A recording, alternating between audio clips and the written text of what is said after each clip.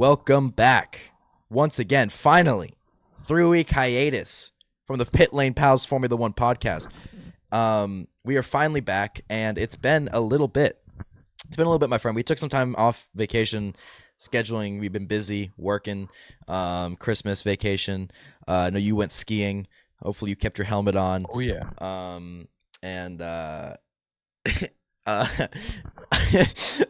No, but I indeed keep my helmet on. I'm glad.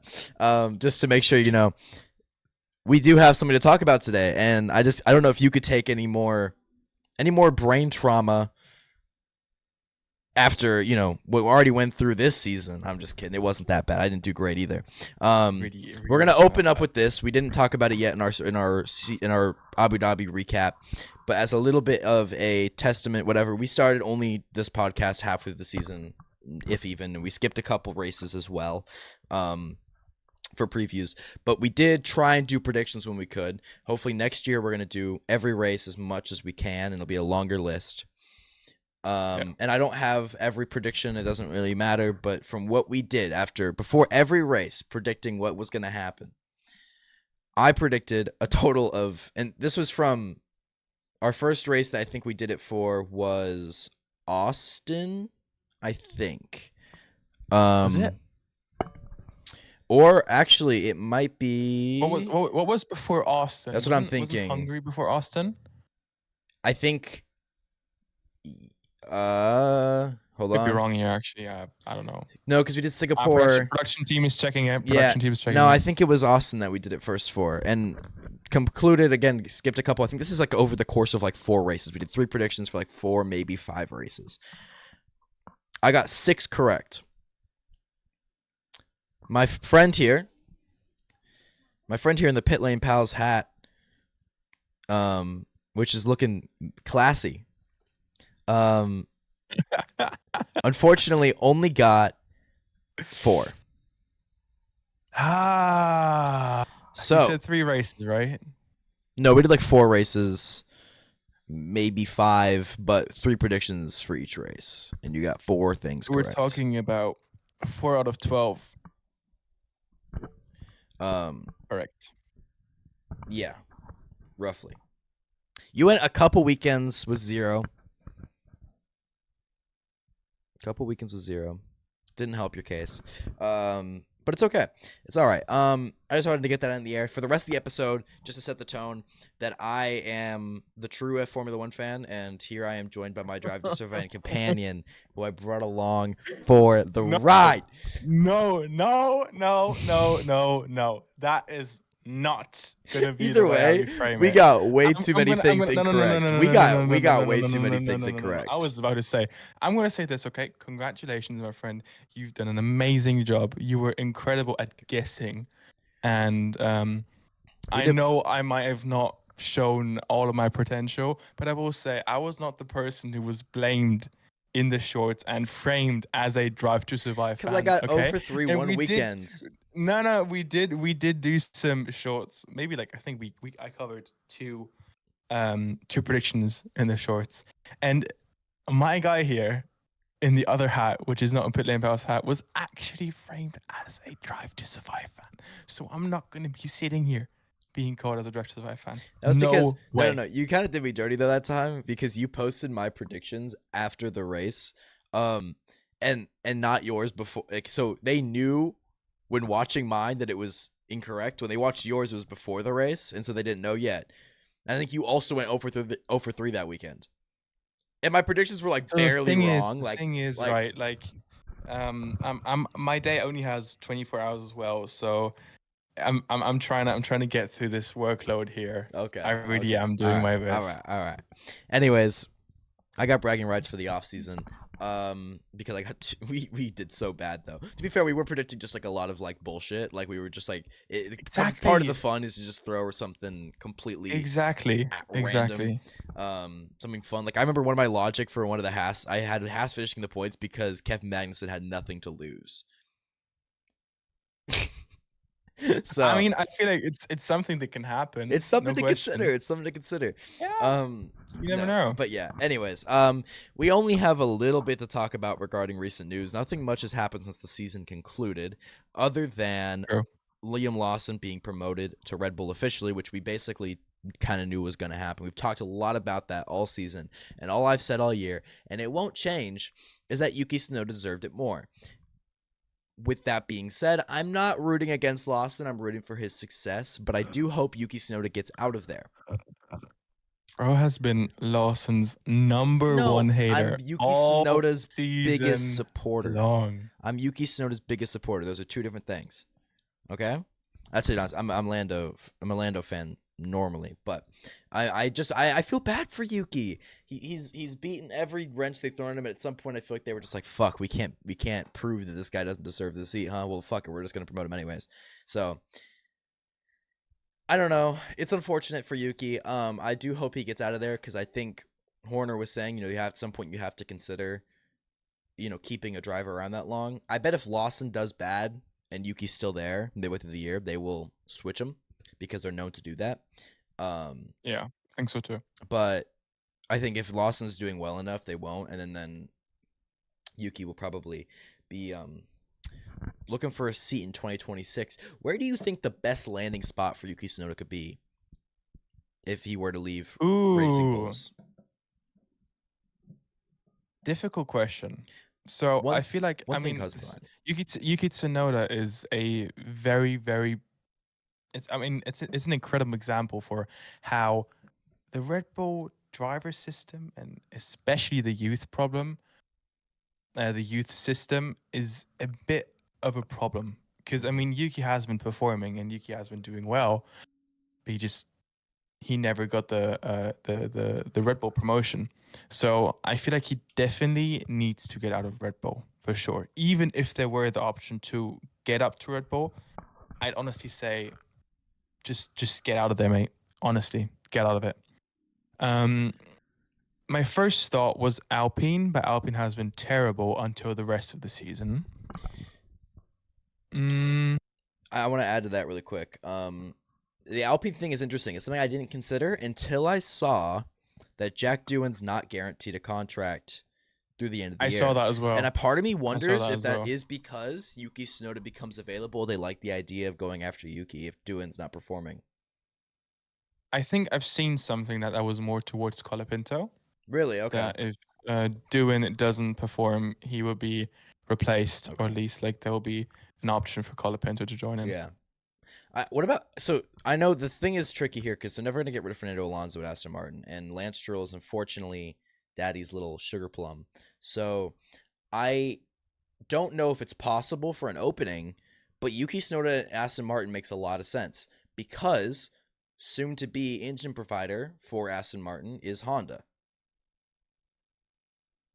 You always love to bring up Honda when it's about Yuki But Tsunoda. that's true though. That is true. Every single I know, time but it's true. And Honda comes up, it's like there's you only get connections. Honda when you have Tsunoda as a driver.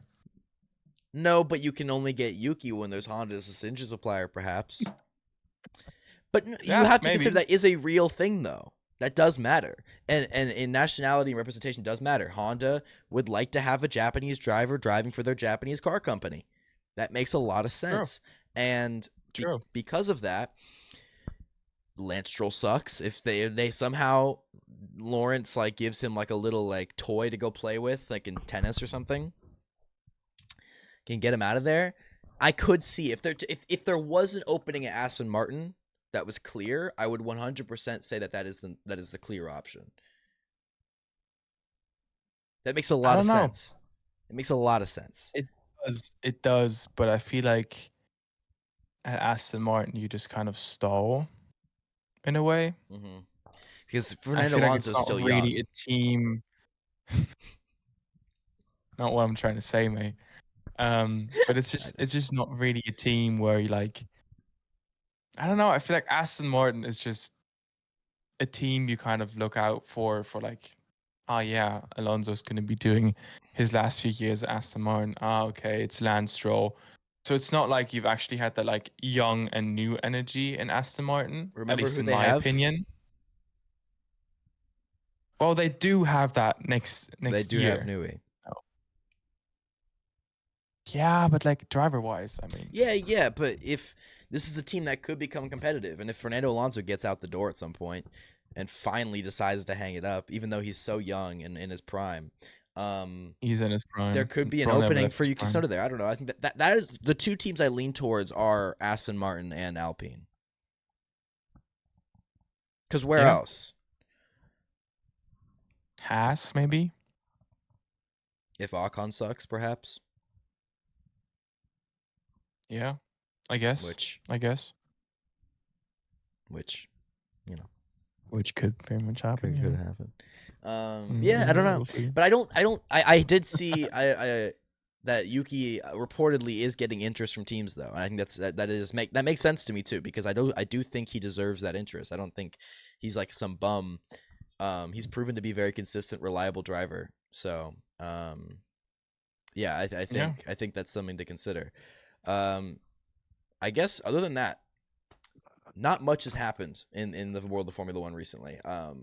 I do have to add something to Okay. the Yuki Tsunoda Okay. situation though, Okay. because I did see an interview with Helmut Marko actually, kind of going into why they chose Lawson over Tsunoda, and this is kind of funny because I always send Kane over Instagram the videos about things I want to talk about on the podcast, and those videos were in German, which he obviously doesn't understand. So I sent it to him anyways. So I don't know if this is the first time you hear this for understanding what it's about. Perhaps. But Marco basically said that Tsunoda is definitely a quick driver, but he lacks the consistency. And I feel like if there's one thing he was consistent though. well, mate. Okay, I'm not Marco. Okay, so No, I know, but don't get mad at me. I'm gonna go chew that old man out. All right. Okay, fair. But he also is quite the hothead, and he actually did say that as like a reasoning, which we've also said. We said ourselves in this podcast a few episodes ago that the hothead aspect of Sonoda is kind of what's kind of holding him back a bit. I know it is. No, I get it. But did Lawson also not prove to have a hot head right as he came into Formula One?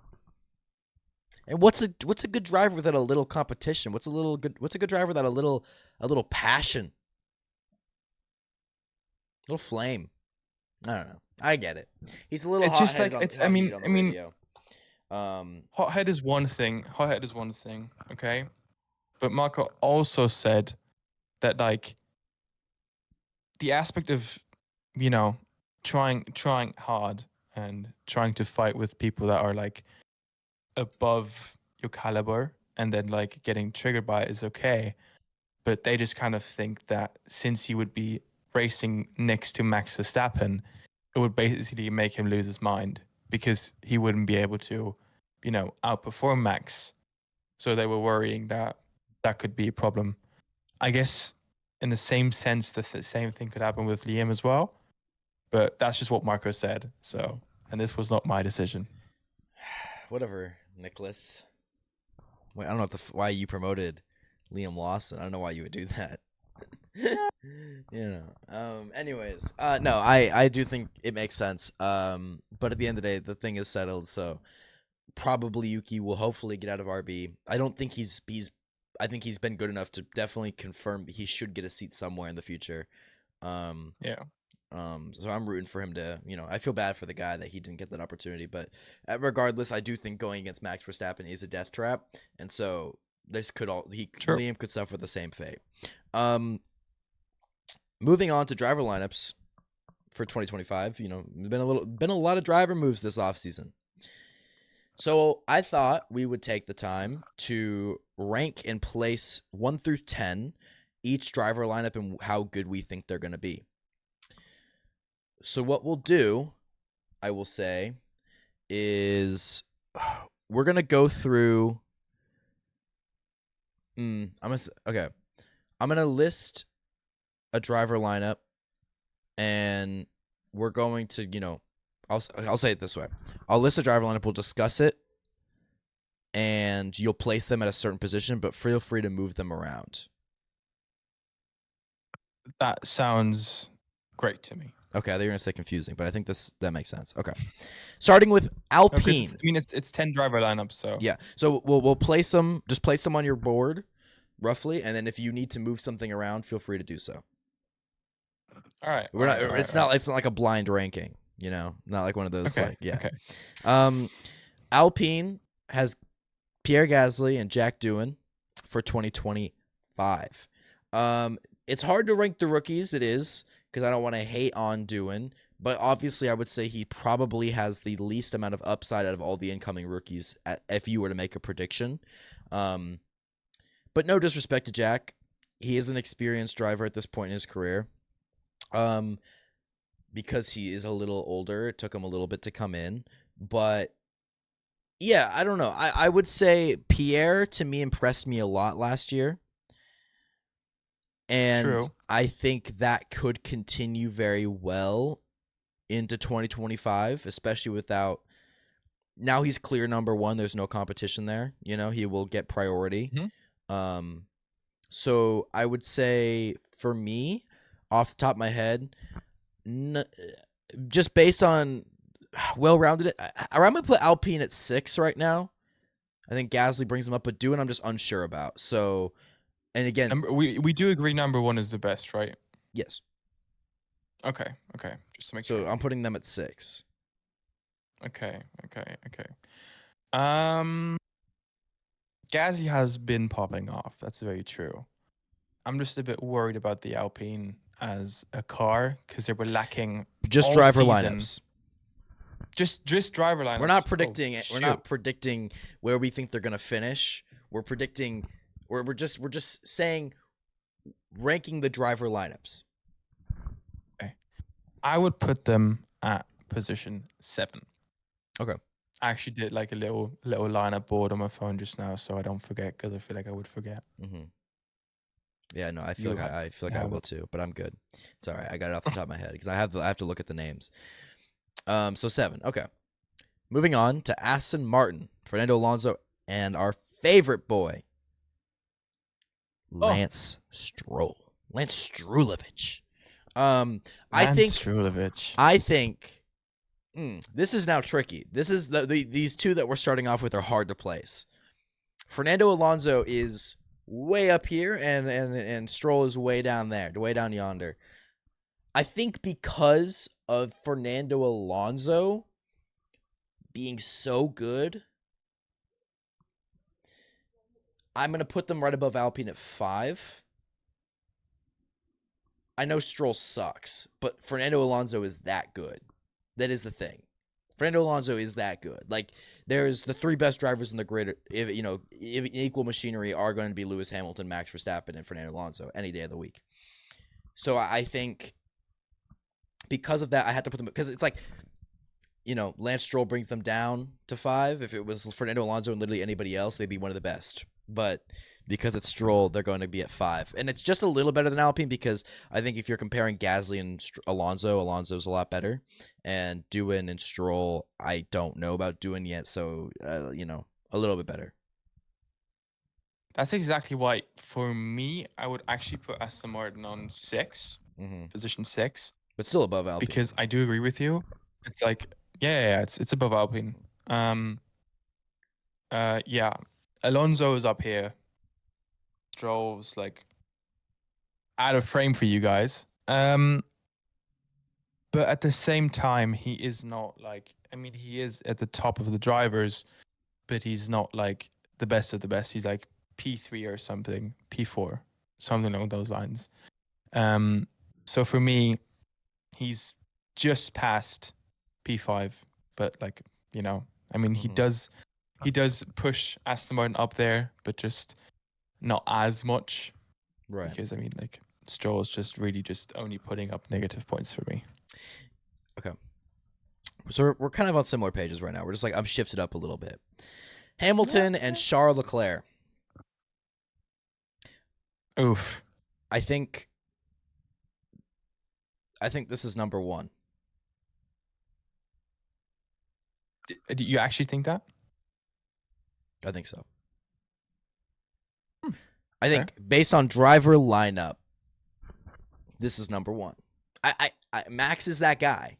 Max Verstappen is that guy. Liam Lawson is not Charles Leclerc. Yeah. You know, like that's clear to me. I'm thinking about it as I'm saying it, Yeah. and I didn't expect to say that early.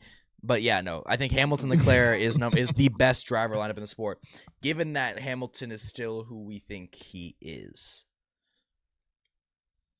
True.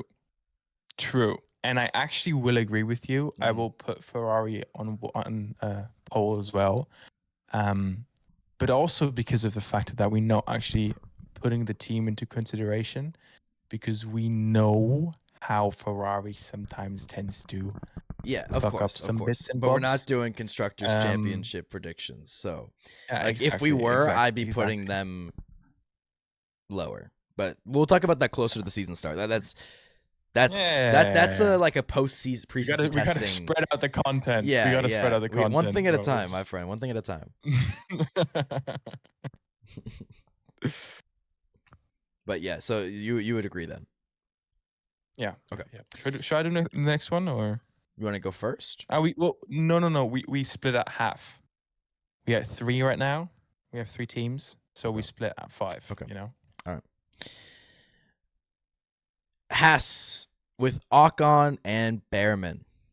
I actually haven't had to move anything around yet, and I don't think I'm gonna have to yet either, because I think based on where I'm sitting with this right now, I think you view it very similarly to Alpine. You've got a former Alpine driver now at Haas with a rookie, and so I think Ocon is obviously worse than Gasly, and I think Behrman is more promising than doing, but you can't really say. You don't know. I mean, Behrman has been in an F1 car, yes, a couple times last year, and it did well, but you can't be sure how he's going to do over the course of a year. And so because of that uncertainty, I'm going to say and because Ocon is worse enough compared to Gasly in my eyes to warrant this, I'll say that they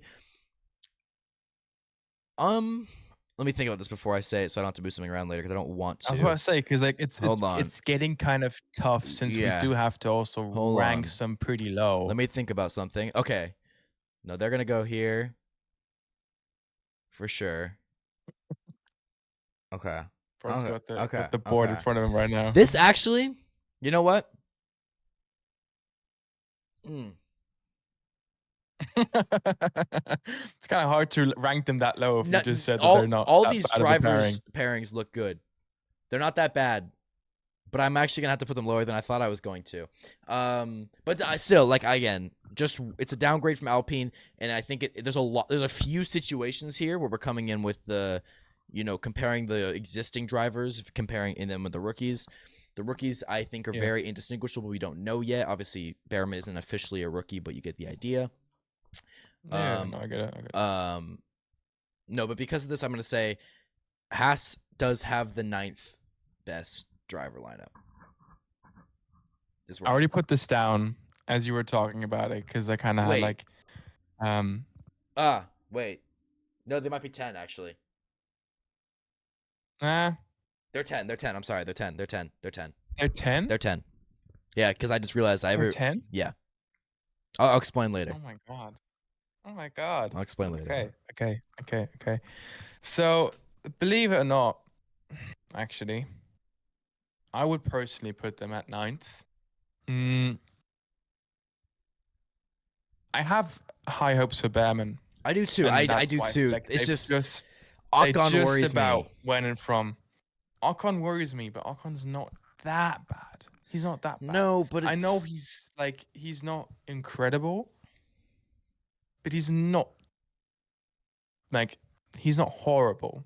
Mm-hmm. So for me, Behrman and Ocon go at P9. Okay. All right.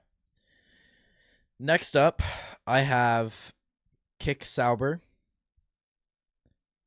Bortoleto, and Hulkenberg. This is where I'm going to place Now this is where I'm actually going to do it, and I'll explain this later. But I'm going to compare more rookies between two of these teams here. Okay. And I'll explain why when we get to the team that I'm talking about. But Bortoleto is slightly higher on this front for me, so I'm going to say, and the other two I think I'm kind of neutral on, roughly maybe. I'm gonna say Kick Sauber is going to be P8. P8. Mm-hmm. Ooh. Oh wait. Have I missed a team? Oh here? wait. Have I missed a team? Wait, did I miss something? No, I think I fucked up something here. I think you fucked up something because Oh, like there are a lot of wait, good because boys I coming. haven't done 7. See, that's why I told you. I to write haven't it done. down. Yeah, you're right. I haven't done 7. Okay, okay. No, wait. No. I was right. They're 8. They're 8. They're 8. Okay. They're 8. Okay. Yep. Okay. So I'm gonna be honest with you here, okay?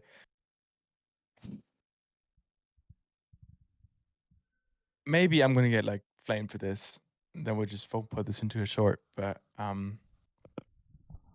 have higher hopes for the pairing of Bam and Knock-On than I actually do for Hulk and Bortoleto. So, but that's just me. That's just me. That's just like I'm very just high on that's just the Bortoleto. feeling, and they're not that like far away from each other. Hulkenberg is above Ocon, and I think Bortoleto to me, I think I have really high hopes for. I think for me, Ocon and Hulkenberg are like on the same level. Really? And Really? Behrman, just Really? because of that like advantage a little bit, he's just like, bit better. Okay. All right. That's just me. So they're going to be in P10 All right. for me. You can go ahead and list. So it's now my time to do this. I'm actually really interested what you're going to say with this. But next are the Red Bull boys, which are Verstappen and not Tsunoda, Lawson. So for me, wait, are you doing I would RB actually, or Red Bull? Red Bull, Verstappen, and Well, Lawson. you mentioned Tsunoda, so I wasn't sure. Okay. Oh, sorry, I just accidentally said Tsunoda. That was my bad. Okay. Sorry. All right. Anyways, I would actually put them at P3. I feel like Verstappen's obviously one of the best drivers right now, if not the best driver. And I do have high hopes for Lawson in a way. So for me, they're definitely P3. Now here's where I'm struggling with this one. It's not Tsunoda. 3 or 2, I don't know. Them and who I know you're putting at number 2 are very interchangeable to me. Like, because Max is so good. Like, so good. That it's really difficult to say. It's very difficult to say. But I think because of what I'm predicting for 2025 and the step forward I think X driver will make, and I think both of the drivers can make that on the team that we're both thinking about, I'm going to put them at 3 as well. Okay. But I think it's a lot closer than you think it is. Because I think Max is that good to where it makes it a conversation. Fair. Moving on to the next team. For me, it has to be the boys in orange. So Norris and Piastri. And I will actually put them in between Ferrari and Red Bull. Because obviously they won the constructors. And I just think they're very, very strong driver pairing, the both of them. And they just performed really, really well. And they actually also kind of like, obviously Lando could have won the championship, the drivers. But I feel like they're both just very consistently close to how good the car is, Right. which is kind of what the drivers have to do. So for me, P2. Okay. No, I think that's where also I give the edge to P2 as well, and the boys in orange. Because I think it is important to consider that despite how good Max Verstappen is and how shit Sergio may have been, they still didn't win it. And so that driver pairing was proven to be better, and they actually got third. I don't think Lawson is going to be like this dramatic step forward to change that. And I think also when you consider that Norris and Piastri are only going to get better and more experience racing at the front, I think that also helps their case, in my opinion, and I think it does give them that edge. So I would agree there. Yeah, P2 for them. I actually don't think I'll have to move anything around. I think I'm good. I think I've got my positions locked into place right now. I think I got it. Okay. Next up are the Mercedes guys. I think we're Russell both and going to be on Antonelli. the same page here. Yeah, I think they'll be P4. Yeah. It's just, I mean, it's a strong pairing. We don't really know with Antonelli yet. We don't know, He was but pretty he quick in is Monza. obviously going to be the rookie to watch. There's been reports that people have not seen anybody as quick as him since Max Verstappen in a car, you know, and he was able to pretty much drive the same lap as Hamilton before he crashed in Italy. So I feel like he's a very, very promising driver. But such a young age. I mean, Russell's also a good driver. I wouldn't put him at the same level as any teams above, but they're both just good. Obviously, with Antonelli, we're not really sure, but there's a lot of hype behind it. So, yeah. It's P4 for me. I would agree. What's next? Oh, yeah. Okay. Sorry. Go ahead. So, I would actually do Williams next. And for me, personally, this is where P5 comes in. I think that they're a really, really strong driver pairing. I feel like Williams with Sainz and Albon, very, very strong drivers, both of them. Are they better than Russell and Antonelli? I feel like Albon then kind of lacks a bit. So it's like, yeah, bro, fucked up. Yeah. So I would actually put. I don't know. I completely forgot that they had Sainz now. Yeah. Yeah. Okay. Let me do some adjustments. So I'm gonna move the Aston Martin boys to P6, Alpine to P7, and Williams to P5. Yeah. So I'm just nudging those two down. Okay. So I did forget. Yeah, that's a good lineup actually. I kind of forgot about that. Yeah. Okay. Yeah. Lastly, the Racing Bulls, the Red Bull Zero team, Red Bull Zero Sugar. For me, it's like Hadjar coming in. I feel like he's like the driver with the least hype. It's important to consider though that he could have won the championship too. Yes, but it's just like I don't know. Just a feeling. Sonoda's great, no question, but just I don't know. So here's So I have P8 for me. It's the last one I have, but looking at it, it's just like is Tsunoda and Hadjar actually worse than Doohan and Ocon? Doohan and Gasly. Yeah. So I haven't put anybody at 9. And I realized where I fucked up because I had to readjust. So Kick Sauber also actually goes down to 9. Wait, no, what? They were at 8. Okay. Who's 10 for you? Haas. Okay. And so RB is going to go at P8, right above Kick Sauber. And the reason I say that is because I think, to me, Tsunoda being younger than Hülkenberg, getting better. I've seen what Hülkenberg has to offer. I think Hülkenberg's good. I think they're very interchangeable, though. And for that reason, and because Bortoleto and Hadjar were like this in the championship, and Bortoleto got the edge and kind of came back at the end of the year, after Hadjar kind of blew the lead he had, even given the unfortunate way Hadjar lost the championship. I think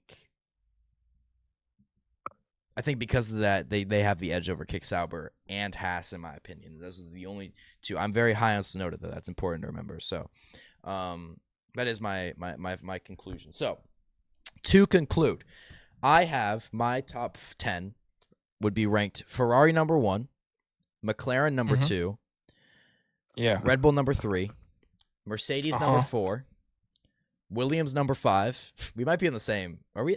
I think the only way it changes is the last two. I don't think at the back. Yeah. 6 is Aston